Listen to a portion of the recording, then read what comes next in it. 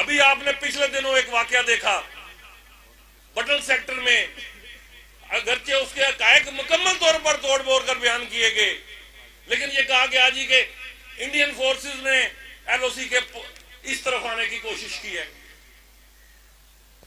تو پھر وہ علاقہ جو ہمارے نیشنلسٹ دوست جس کو اپنا گڑھ کہتے ہیں، ان سب کی دوڑیں کہاں لگیں؟ پاکستانی فوج کی چیک پوسٹوں پہ کہ آئیں، فوراً آئیں اور ہمارے تحفظ کے لیے آپ فوری اقدامات اٹھائیں۔ وہ پوری طرح باخبر ہیں، مسلح افواج پاکستان جو ایل او سی پر کھڑی ہیں، انہیں پتہ ہے دشمن کا منہ توڑ جواب کیسے دینا ہے۔ لیکن جب آپ یہ کرتے ہیں اور ساتھ ہی یہ کہتے ہیں کہ جی یہ افواج بھی چلی جائیں، تو پھر آپ کیا کہنا چاہتے ہیں؟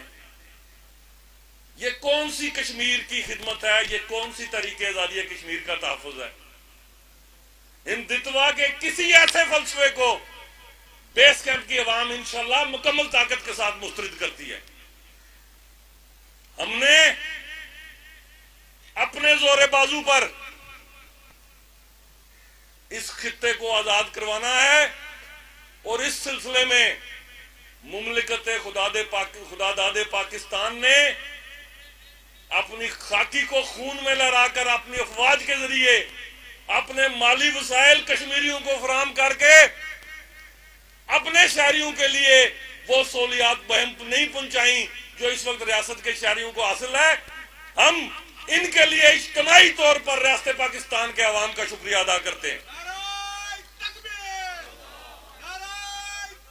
اللہ اکبر، زندہ باد، زندہ باد۔ میں صرف یہ کہنا چاہوں گا، اپنے اپنے نظریات پر قائم رہیے۔ سیاسی حکومتیں جبر کی بنیاد پر نظریات کی تبدیلی نہیں چاہتی۔ صرف ایک جملے پہ میرے ساتھ اتفاق کیجئے کہ ہمیں حریت قیادت کے زیر سایہ حق خود ارادیت کے حق کو مؤثر بنانے کے لیے جو اجتماعی لایا عمل ترتیب دیا جائے گا، اس پر پوری قوت، امانت اور دیانت کے ساتھ کھڑا ہونا ہے۔ آپ سب ہمارے ساتھ ہیں؟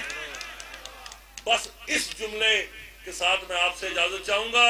تحریک آزادی کشمیر زندہ باد، پاکستان پائندہ باد، مسلح افواج پاکستان زندہ باد۔